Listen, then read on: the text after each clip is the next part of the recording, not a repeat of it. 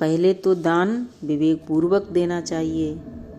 ऐसे लोगों को दान देना उचित नहीं है जो दान से प्राप्त धन को शराब आदि में खर्च करते हैं। ऐसा दान जीव के बंधन का कारण बनता है।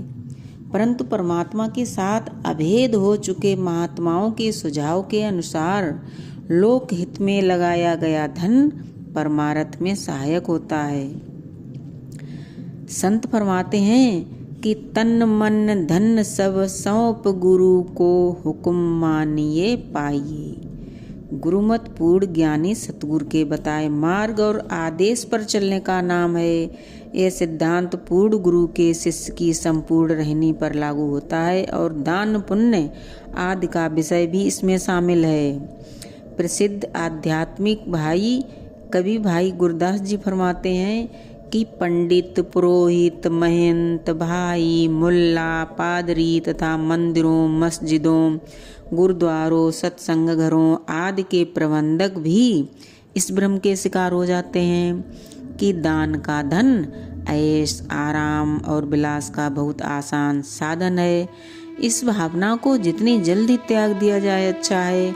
कबीर साहब फरमाते हैं कि गृहस्थ और दुनियादार लोग अनेक कामनाएं मन में रखकर दान देते हैं और साधु कहलाने वाले जो लोग समझते हैं कि वे इस पराये धन को हजम कर लेंगे, वे अपने आप को धोखा दे रहे हैं। कहते नहीं कि ग्रही का टुकड़ा बुरा दो दो आंगुल दांत भजन करे तो उबरे ना तरकायात। गुरु गोविंद सिंह के विषय में भी प्रसिद्ध है कि उन्होंने एक बार सेवा और भेंट का बहुत सा धन नदी में फेंकवा दिया था, लेकिन अपने जरूरतमंद शिष्यों को नहीं दिया।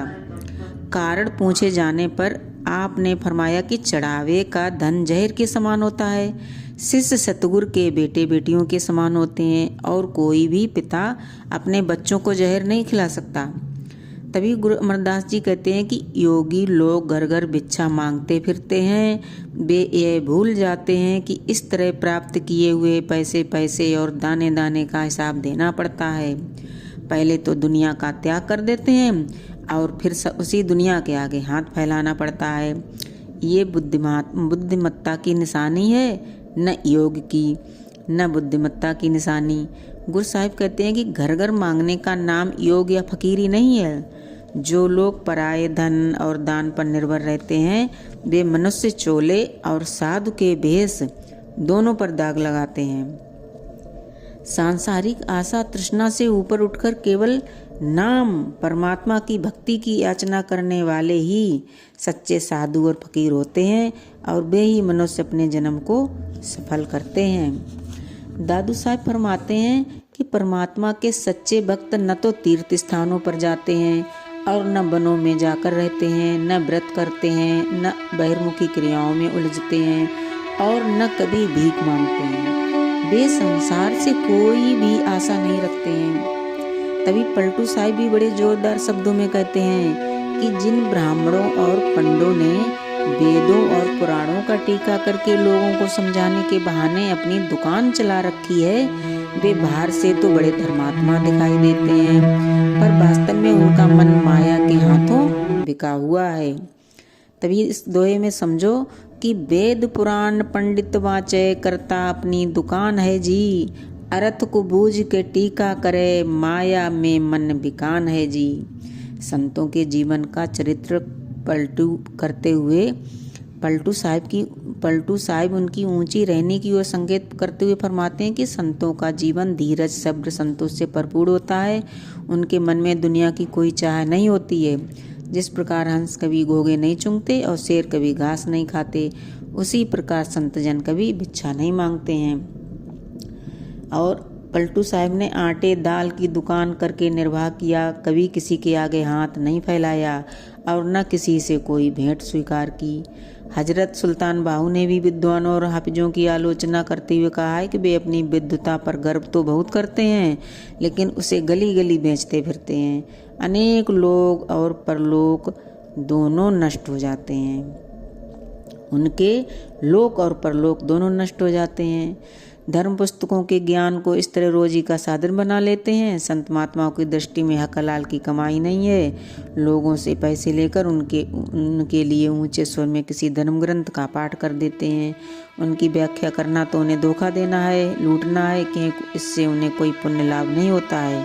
इस प्रकार की अपवित्र कमाई, भीख की कमाई या पराया धन छीन कर की गई कमाई से बेहतर नहीं है, क्योंकि नाम बेचकर अपनी रोजी कमाने की भी संतों ने सख्त मनाही की है। नाम दिया जाता है, इसे बेचा नहीं जाता है।